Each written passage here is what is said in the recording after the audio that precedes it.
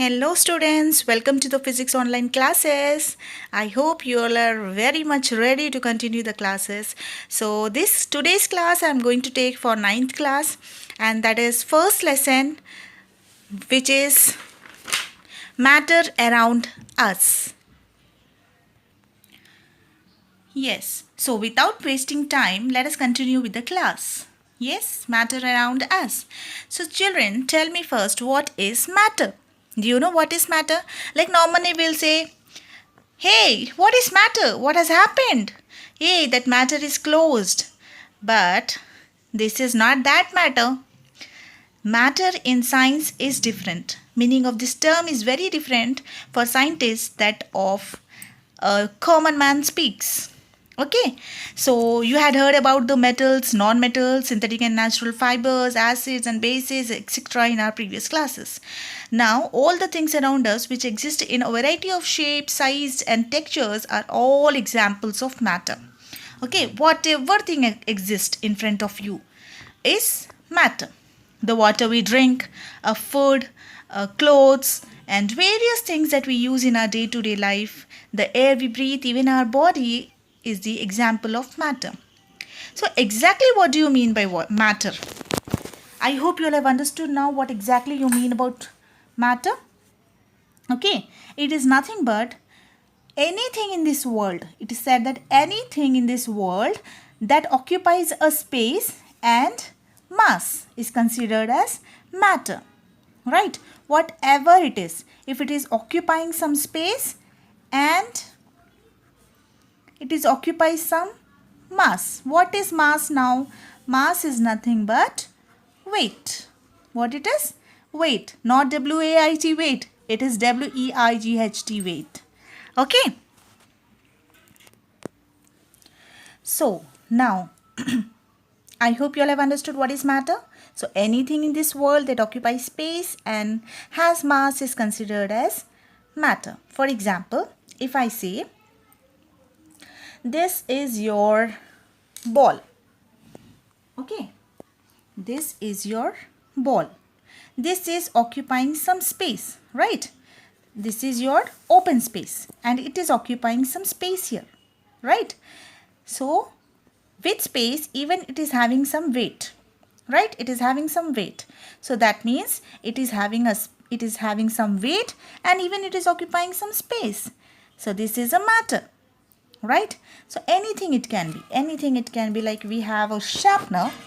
Okay, so this is occupying some space, right? It is occupying some space like this.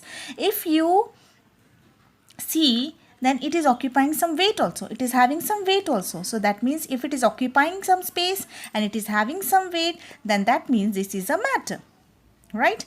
And in our previous classes, that is in our 6th, 7th, 8th class, we have learned that there exist some states of matter. Yes, states of matter. What are those?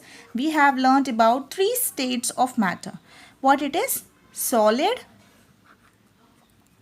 liquid and gases. Right? We have learned this in our previous classes. So now we say that solid, liquid and gases are 3 different states of matter. Water can be found in all states. You can say that best example we can go with is water, right? Water is the best example of matter. Why? Because when it is solid, tell students, it is solid when it is ice. It is liquid when it is water. Right? Simple water. It is gas. When it is gas, now you tell me this. It is gas when it is getting evaporated. When it gets evaporated into vapor,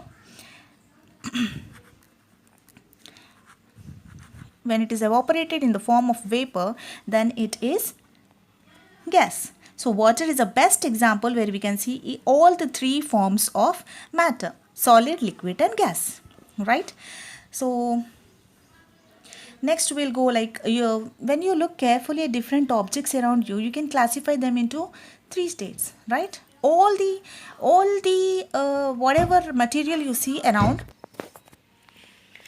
For example, you can say that wood and coal are solid and petrol is liquid, right? So milk is also a liquid like petrol, but the properties of petrol and milk are different from each other. So if it is solid also, they don't have same properties. When they are liquids also, they don't have same properties. Even if they are gas also, they don't have same property, but still they are matter because they have some mass and they occupy some space. Right, students? I hope you all have understood till here. Next, we will go with the properties of solid, liquid and gases. We will see their shapes and volume. Okay, for this I will explain you a small little activity. Okay, so children, don't say that what miss is explaining. See, whatever is available with me, I'm trying to explain you with that only. So don't get like anything. Okay, so try to understand what is the concept. Okay. See children, now I'm taking this pencils, color pencils. This I can say it is a solid form, right? Do you accept it? This is your solid form, right? So what I'm doing is I'm just taking these pencils and I am placing it in the pencil box. Okay, I'm placing it in the pencil box. Now you can see whether it has changed any shape, whether it has changed its volume, whether it has changed its space occupying property. No, na. So solids don't change their properties, like whatever they are, whatever their shape is, whatever their size is, they maintain it like that only. Now if I remove this pencil, this solid, and if I place it in this type of container, did this solid change its property, like whether it has changed its volume or it has changed its space? No, na. So it will remain same. So solids always remain same. So similarly, if you see this one more example, like I have taken here some solid particles. Okay, some solid particles. Does the solid particles, when I am placing it in this container,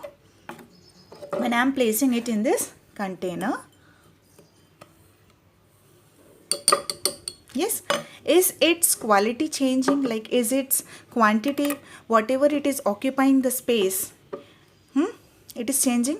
No, na. So the solid form will always remain like that only. It will not change its property. Whereas if we come to the liquid form, you can see I have taken liquid here. And you can see that liquid is occupying some space here and it is having some weight, right? But when the same liquid I will transfer into this container, now the shape also will change, right? Shape will change. So it is not having particular shape. If the same thing I'm transferring into this container, okay, I'm transferring into this container. So you can see that the shape of the water is changing. So the shape of the water will depend upon the container we are using. Okay, so the shape of the water will depend on the container whatever we are using. It will not depend on anything, but it will just depend upon the container whatever we are using. The size of the container will define the size of the liquid. Okay, whereas the volume will be same. There is no change in the volume. Only the shape will be changing depending on the shape of the container. Next we will go with the gas. Like our water, and that is liquid and solid, gases also occupy some space. That is, you can see them in Cng gases. What are the Cng gases? These are nothing but the compressed natural gas. Like we go to our petrol pumps, we go to our fuel filling stations for cars and for our trucks, big tanks. We fill with the gas and all for fuels, and we have our auto rickshaws. These all things, they are filled with the gas nowadays, right? So we have also learned about the Cng gases in our previous class, that is in our 8th class. I hope you will remember. So for this we can see that the gases also occupy space, but comparing to the liquid, the much of the gas can be filled with the gas. Much of the space can be occupied by the gas more than the our liquid and solids. So with this, we have learned about the forms and shapes and volume of the matter. So in the next class, I'll continue with the next topic. So till then, take care. Do like and subscribe the channel. Okay, bye.